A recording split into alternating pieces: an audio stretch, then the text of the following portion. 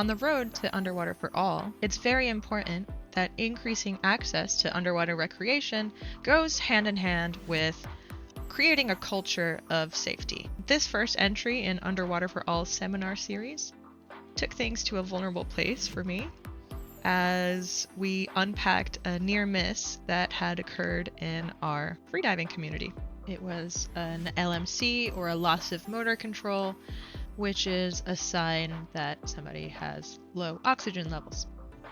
Now, some might say it might be a bit of an overkill to make a video about this, but when you take things seriously before they're actually serious, then you can prevent them from ever becoming serious. It was a little bit uncomfortable unpacking the incident on a live stream that was broadcasted widely, but the reason that we did it publicly was to put community safety ahead of ego and superficiality and the need to put on a perfect face in public. And we wanted to model what it looks like when a dive business invites its customers to collaborate and create a culture of safety together. Now, we did get some critique, as is to be expected whenever you put anything on social media. Looking back, I'm really grateful that we did this, because if we hadn't, it would have been difficult to gain insight from folks from different agencies and learn how they do things. The way that the industry is structured, there's not many opportunities for that kind of discussion. I hope that you enjoy this stream. I hope that if you're a dive professional, maybe you'll leave inspired and maybe have some new ideas about involving your divers. And if there's anything that you take away, please write it in the comments, drop it there so that we can all keep chatting about this and learning from each other. Subscribe. We're going to have a lot more where this came from, and I hope you enjoy. I want to introduce everybody to Louis, who is our secretary of Underwater for All. And Louis has been a live streamer before, and now we are utilizing Louis's experience to help us bring live streams to our nonprofit. Now, you also see a few folks from our freediving community in the little window. I wanted to introduce everybody to somebody I admire very, very much. His name is Gareth Lock, and he is the founder of The Human Diver. And if you know me and you're a friend of mine, you know I talk about this nonstop. So you finally get to meet the man himself, and I'm gonna let him into the room and let him say a few words about himself and what he does. Good evening. Thanks very much. Yes. So those who don't know me, my background is military aviation, and then nearly 10 years ago, formally moved into teaching human factors, non-technical skills into the diving space. And I now run a global company teaching these sorts of materials, which is all about improving diving safety, understanding adverse events, and creating just culture within the environment so we can learn from those things that don't go to plan, because invariably people are trying to do the best they can with the resources they've got. So, and thank you for the invite, and we'll see what I can do to help. Yeah, we've got one more guest in here, and that is Matt Hayner. And actually, Matt Hayner is the star of the show. Whoa. Maybe he wasn't expecting to be the star of the show, but I kind of put him on the spot. So I'm going to throw him a lot of kudos, because Matt was a central player in the incident that we are going to discuss today. And he's just really cool and also cares about building a culture of safety. So we brought him in to really participate and share. Matt, would you like to introduce yourself? Great. Thank you, Nicole. My name is Matt Hayner. I'm been a New Yorker for about 30 years. Was introduced to diving at a young age.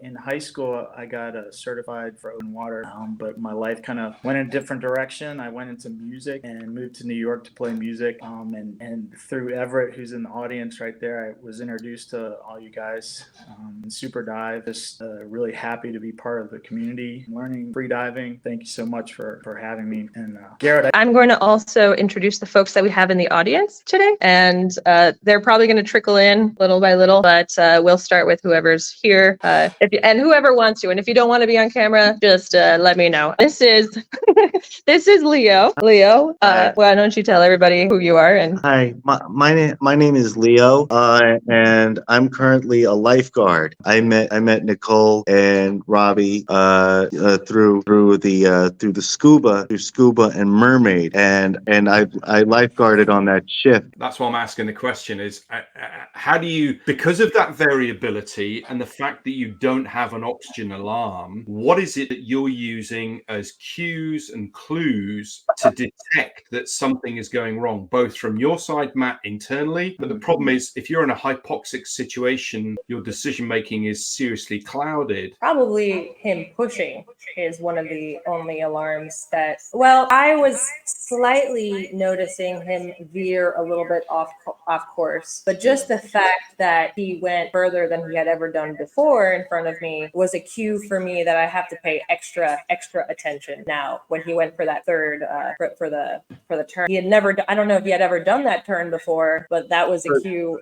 I was right there in with you. Okay, so the bit then to me is, Matt, were you planning on doing a fourth length before you got in the water? I was, yeah. Right. So from a team point of view then, so a lot of what I do is in the team situation where we will do a brief, we'll set people up for success. Is it normal that the diver will then speak to the safety team to say, this is what my intention is? And if it's the normal piece, what stopped that happening on this particular occasion? What was different on this occasion where you went from 3 to 4, but the rest of the team didn't know that that was the case? Yeah, I definitely probably should have told.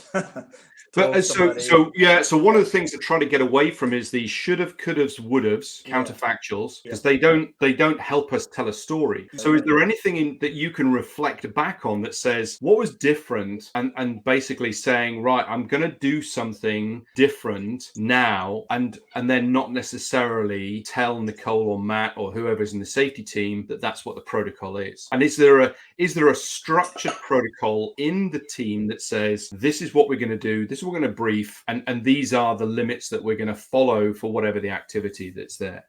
Matt did indicate that he was going to go above 75 because we had three different warm-ups.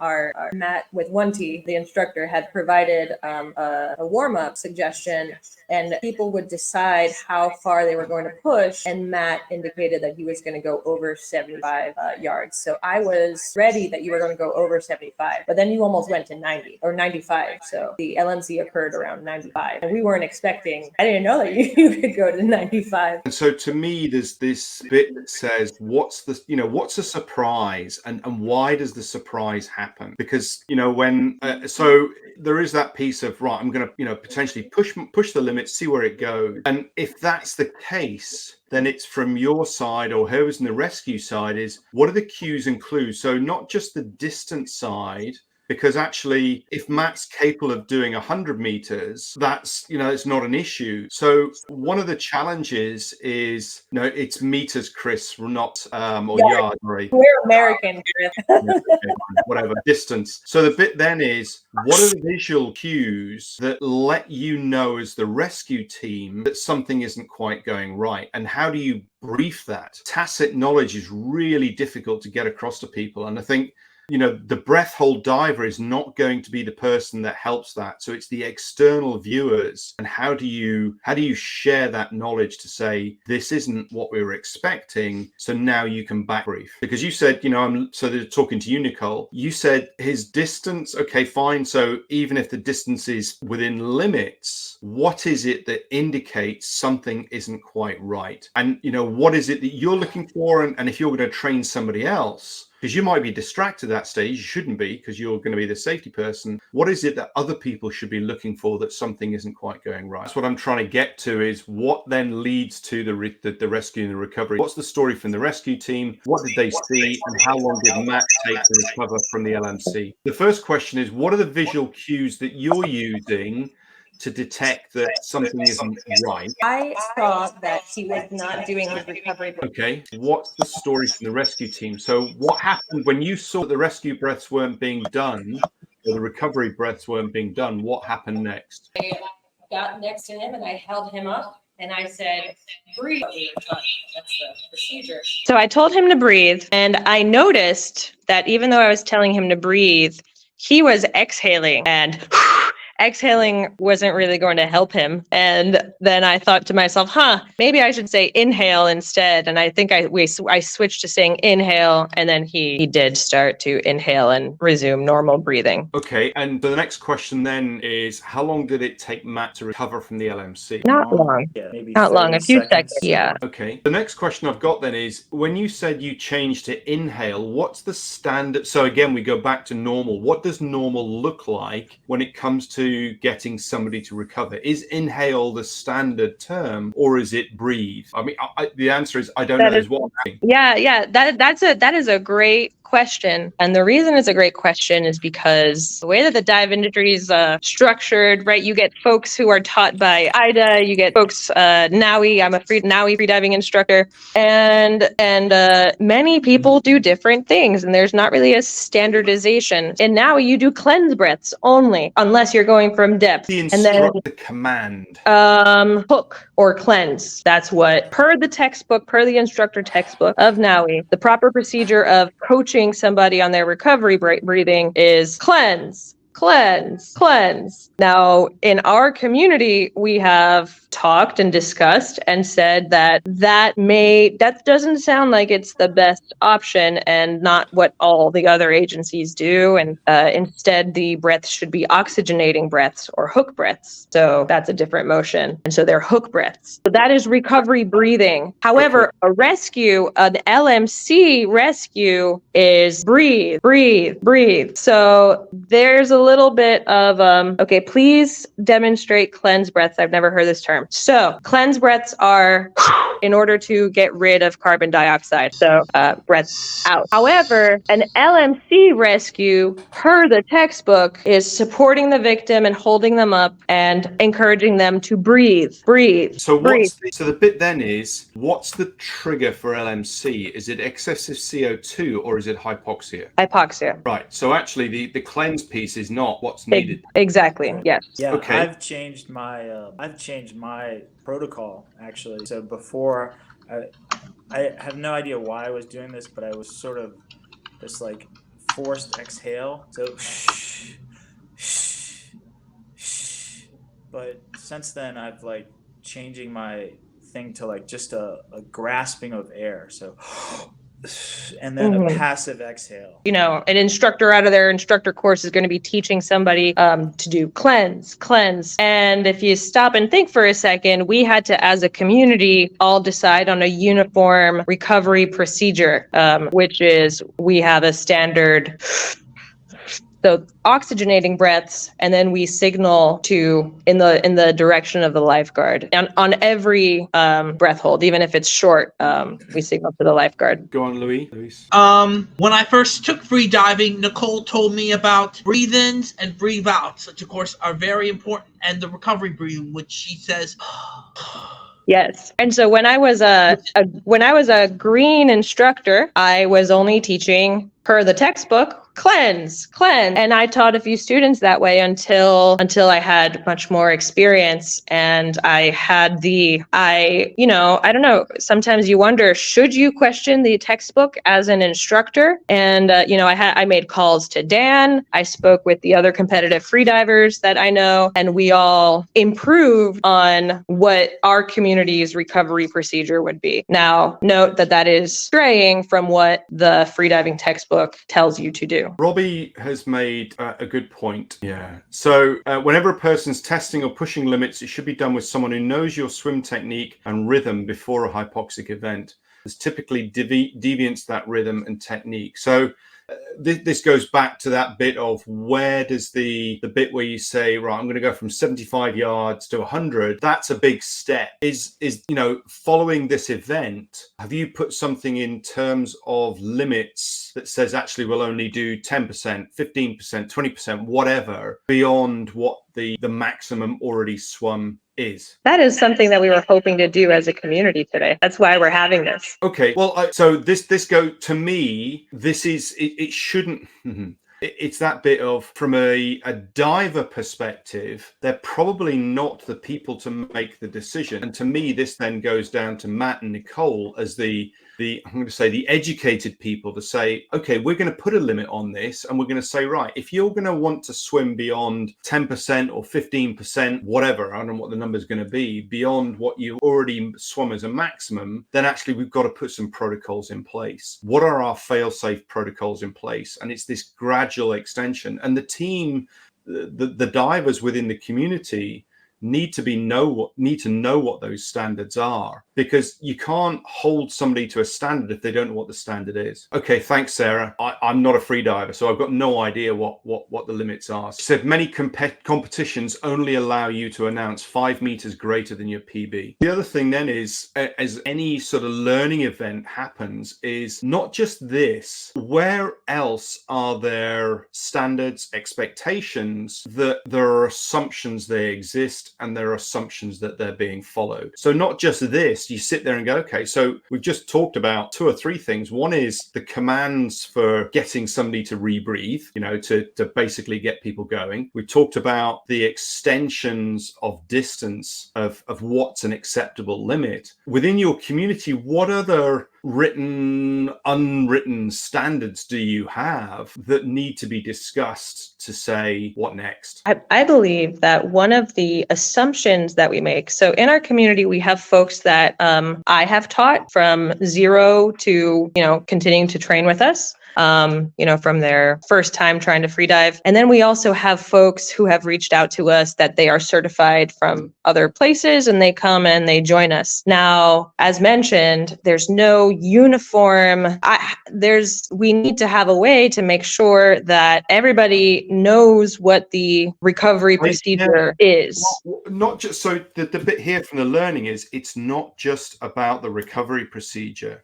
It's about whatever protocols you have within your community. It doesn't matter what they are. They just have to be consistent amongst the community, so we know what those standards are, and then it's easier to call out. One of the biggest problems in the diving industry is this huge gray area of what a standard is. So is somebody breaching the standard because they've made a mistake, because they're intentionally pushing beyond it, or they've been taught differently to the standard? And if you don't have a standard, how do you go up to somebody and say, hey, Nicole, I'm not quite sure about that. Is that what's supposed to be happening? Oh, no, that's what I was taught. Oh, all right. This is how we within our community have all these protocols. So, I think from a general learning piece is, whatever protocols you have, you define what those protocols are within your community. Doesn't matter what they are, just as long as they're consistent. Agreed. One of the obstacles is the courage, I suppose, or the even audacity to stray from what I was taught in my instructor course, right? And when I teach courses now, which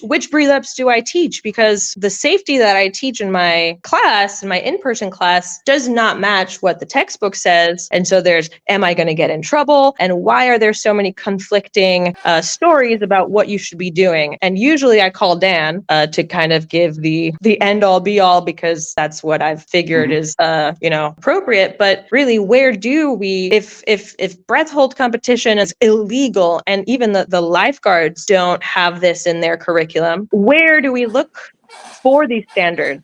And how can we create them as a community and know that they are sound without making mistakes and evaluating afterwards? So what do the governing bodies say? What governing body? Okay. Oh, are you talking about like the legislation in New York? No. Or are you talking about standard? So the sort of So there we go. What Ollie has just put, there must be, those high level bodies like ADA, SSI. There must be something written down at the high level within the competitions to say, this is how we do stuff. So there we go. Thank you, Sarah. So I'm gonna to Ollie's point, I was going to clarify that I was trained through NAUI, which is a partner of PFI, PFI, Professional and International, and it's the same textbook. And so that's different. Okay. My view at the moment is you have got so many gray areas that you're dealing with. I'm not sure that you as an individual can actually define what is an acceptable standard or not. I would disagree because at least when it comes to the protocols for our community, every time we have a new person, we refresh what the proper recovery breathing protocols are. We go over a blow tap talk. And now after this, I did not know about the 10% of your personal best. I was not taught that. And so that is something new. And it sounds like that is a standard that we are going to implement moving forward. So the bit then is what you're saying the sort of the NAUI terminology and the process you follow is different to other organizations. Yes. And the material is a copy of PFI. So it's the PFI standards. It's the same. So where does PFI sit with ADA and SSI and Molchanov's and PADI? What's the I'm going to say the safest of those standards that are there then? Because the thing is, if you're bringing people into your community, what is it that you're using as a baseline? It's funny, right? Because when I became an instructor, and this is how many divers, scuba divers, everybody teaches, you just go to the instructor closest to you in your location and you don't care what agency, that's a secondary concern. So I went and took the instructor course that was closest, that was convenient, that was available at the time. I don't know anything, right? All the other ones are just acronyms to me. And where am I going to get the information? Am I going to get to Facebook? So here's the learning now. You've had an event. So how do you go and find out what best practice looks like? Usually I would call Dan. Dan is not, is Dan would be Dan Insurance or Dan Freediving Instruction? They have a medical hotline that is tired of me calling. I call them every other week. Yeah. So the bit then is, from a medical hotline point of view, they're probably not going to be looking at the training standards that are talking about from this side. I don't know enough, but I would have said that the medical hotline is not going to know what the standards are for the organizations. Ollie has a really great comment. Yeah. Saying that freediving is such a quickly developing field of knowledge that the curriculum and the standards are being updated every 2 years. Unfortunately, the U.S. agencies have not done that in a very long time. And I'm going to make another comment about that is when traditionally I've been teaching for 3 agencies now. And when a standards update comes, it's hard to get to all the instructors. It's hard to distribute it. And sometimes they make you pay, $600 to recertify and catch up. And so it is really difficult to keep up with the ever-changing standards as we discover what are the best practices. Okay. I'm surprised at PFI having moved into the whole ITI family that's there. Chris, you said, is it possible for me to speak from a medical standpoint? This is all about learning. Go for it. That's why we're here. We're not, yeah. What Otis brought up is that Ollie apparently has helped to contribute to some of the freediving curriculum and the other agencies. And the question was, where does that information come from? But while we wait for our viewers to comment, I have an issue with the dive industry having these standards that are proprietary and hidden from the rest of the world, and guarded to an extent or behind paywalls. And me as an instructor, I don't even know how to access standards from other agencies. So that's not great. And it's kind of one of the reasons that I've been a proponent of a central cooperative that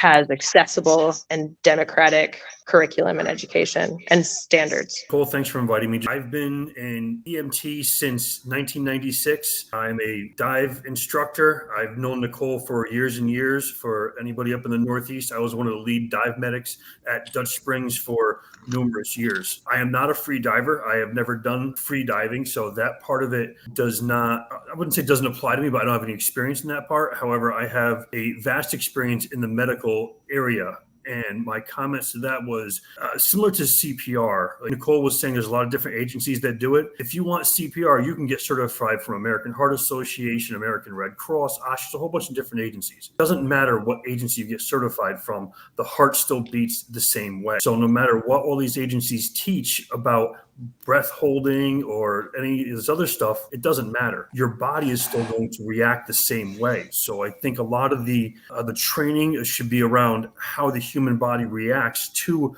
a lack of oxygen, which is really what you're having when you're withholding your breath. When you're not breathing, your body starts burning other things. So no matter what these documents say or the doctrines you're looking at, it doesn't matter, because they're not going to control how the human body reacts. And everybody's body is so different. I think that is only going to come from an experienced instructor who's working with the students, who knows how each individual's body reacts. I'll tell you right now, if I jump in one of these pools, I'll be lucky to make it one length holding my breath. That's just something that whoever my instructor is going to get to know about me. So I think it's more important for the instructors to focus on working with their students rather than worrying about what agency they're following or what they're doing, and have the training and the tools ready to evaluate somebody to know, okay, this is a lack of oxygen. This is what's going on. We need to treat this person. You know, at that point, when you're having an emergency, the training that you've had in the freediving doesn't matter much. It's all about how is the human body reacting? How do we recover from this, and then we'll go on from there. Understood. I'm going to wrap up segment 1 just because it's very late where Gareth is in, and I want to make a good impression so he comes back. I agree with what that point is. Then having a standard that you can then agree within your community as to what you're going to do. So yes, I totally get the medical side of things, but then where's the lines in the sand that says this is how we follow through? And that's what I was saying about having standard protocol. Yes, I agree to that part. Yes. So what we're going to do for the rest of the piece today is we're going to say goodbye to Gareth and hope that we can handle it on our own. Gareth, just let me know if you think that this is an appropriate next step. We should, as a community, agree on new procedures and protocols and standards and research them. Is that correct? What comes next? So what I'll do is I'll send you something that I'm developing here. Is within your community, you will have a bunch of protocols that help you determine what is safe and what's not. You can then have a discussion piece that basically says, how effective do you think those protocols are, and identify the outliers and the ones that you don't think are working, and then come up with a standard set that's there. So I'll send you something I've been working on, but there will be a whole bunch of stuff that you do that there are assumptions about how it's done. You need to make sure that there's consistency within your team to know what that is, that community, and you need to define what that community is. And you also need to define, when people join the community, one of the stipulations of joining the community is these are the standards we follow, so that everybody knows you're off on the same song sheet. And then, as Ollie's just said, the protocols for when the proverbial hits the fan, they should all be fairly standard as well, based on physiology, not on other stuff. But having standards allows an idea of drift to be detected early. Excellent. Thank you very much. Here's a shameless advertising, but I'm doing it for you because I really believe in it. I think that the essentials in human factors in diving is a must for every single person that goes into the water ever. Thank you. Good. All right, we'll see what we can do, and I'll send you some stuff later. Thanks, Gareth. I'm going to stay on here and take us into segment 2. All right, everyone. So one of the comments that I saw here is, give us some takeaways. We just did a lot of talking, and what comes next? And I promise all of my talks, they always have takeaways. But first, those who want to participate just have an opportunity to chime in and offer suggestions and offer solutions. And then after this, we're going to talk about the petition that we are writing, how I need you guys to help us contact our representatives so that we can move the legislation into legislation that serves our community better. So, community, many of you are here. What are your takeaways? And what should we do moving forward? Yeah, not just freedom, but a bunch of these other things, like announcing your distance and that sort of stuff. But I think the thing that was skipped was Matt's comment. This was establishing our baseline. This, I think, the way I understood it is that the idea was to see how far you can really go. So that would be my understanding, that you're pushing yourself to see how far you can go. And I would think that it means, okay, there's a possibility that somebody who's pushing themselves, they will have this. It's part of the game. It's not like it's something, you don't die from it if somebody's there, right? So you're just ready for that person, experiencing that and handling it. So I don't think that's a totally bad thing that happen.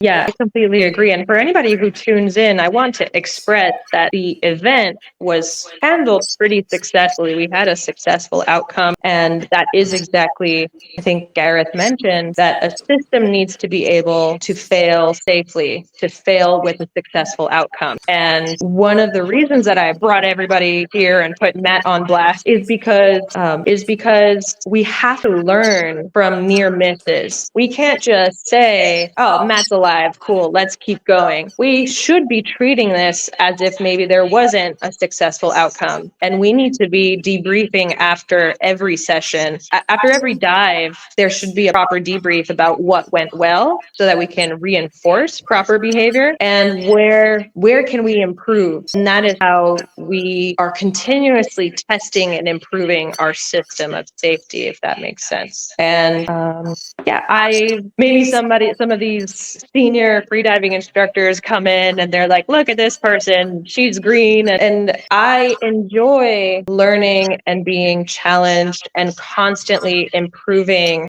and critiquing how the dive industry operates and how instructors follow standards, et cetera, et cetera. So yeah, you're right, Otis. Risky doesn't mean bad as long as that risk is managed properly. And this meeting is part of the protocol that goes into successful and very strong risk management and maybe sets the tone for how we need to run our community. How we all need to be on the same page. So many of our freedivers came today to contribute and participate and be part of strengthening our system. They have an opportunity to critique the weak points of it, and that's how we improve it together. I think that the dive industry has a lot to learn from the fitness industry and maintaining skills versus learning them once. Now, I know that we were going to talk about advocacy in the second segment, and I don't want this to go on for hours and hours for all of our viewers, but there is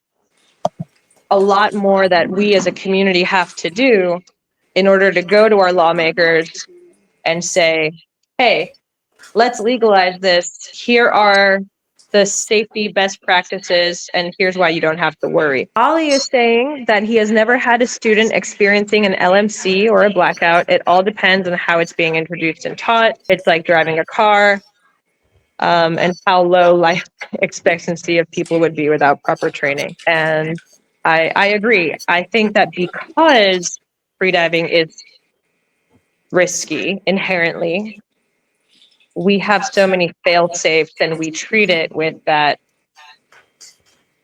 professionalism or respect or humility that risk management is required. It's not like jumping into scuba diving on a tropical island after drinking margaritas, which is also bad. But performance freedivers have a very different mindset, I would say. So yes, what our community is going to do off screen, and we'll provide updates, is update the poster that we have with our best practices and the rules. We're going to implement probably a SuperDive e-learning to anybody that comes, whether they're certified or not. We're going to expose them to the same protocols and procedures, maybe even a test in for their first lesson. And then once we can solidify better standards, then we can start talking about legalizing breath hold competition in New York City, right? Competition inherently means pushing. It means people will test their own limits, and not everybody can be taught by me. Some people will be self-taught. So how do we make this accessible and make sure that people understand how much safety needs to go into it so that we don't have incidents and then the law gets reverted? So that's what we're going to do. I'm going to start wrapping up right here. Please sign our petition. I'm going to drop it into the comments. And if you sign it, you'll be subscribed to updates and the newsletter about any progress that we make. We do have a draft of a new potential law that is being given to an assembly person in New York. And what we're going to need is everybody to contact their local representative. We will have stamped postcards and we will help you contact your representative. Remember that contacting your local government at the smaller level and also donating to charities, whether it's ours or other missions that you believe in. Those are one of the few ways that you can actually control where your tax dollars go and what you need your government to represent you for. So this is a grassroots movement of a community coming together to figure out and navigate best practices and then mobilize to make sure that our representatives know what we want and can give it to us. Hi, once again, I'm the lifeguard, and there are things that I would notice, like people in the pool doing breath holding, and since being aware of this, knowing when to spot that. Yeah, actually, let's just mention that Leo, my pal, did not receive training. Are our freedivers the first freedivers that you have supervised? And were you prepared to supervise a group like ours? No, absolutely not. My training was only the American Red Cross, so It's a big deal because that's all the lifeguards, right? all the lifeguards. But and in my training said all you're going to be doing is just doing the pool, not even worrying about things like beaches and water parks even. But but this is some real deal stuff right here. Well, yeah, part of the reason that the legislation happened is because swimmers, advanced swimmers, were blacking out. And I think there were 4 fatal cases did involve lifeguard supervision and a rescue attempt. So that means that our lifeguards may not be necessarily prepared to handle these. Exactly, and this right here is a game changer. Oh, thanks.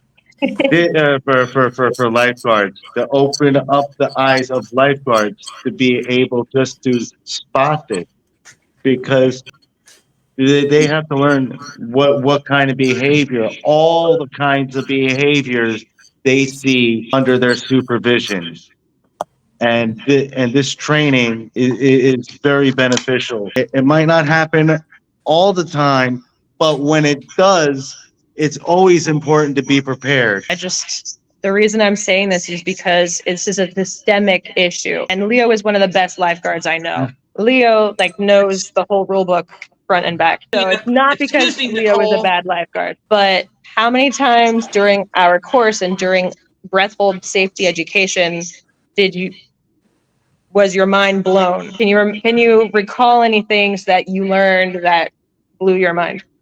That I did learn about when you're doing these things is to have safety, and to let people know what you're doing. Myself in the pool, just sitting on the floor of the pool, and every so often I would reach out with a thumbs up to let everyone know that I was okay. So that's a new behavior? That is a behavior that I learned from watching you guys. Well, I'm hoping that you had somebody directly supervising you also. I hope it was Leo. Shout out to Leo.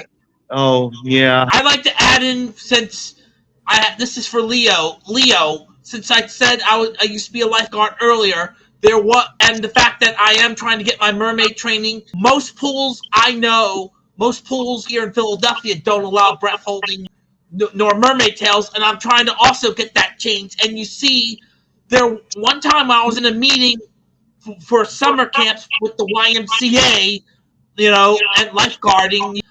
They talked about a serious incident one time where a lifeguard was training to be a Navy SEAL, and he died from shallow water blackout. Yeah, and so exactly.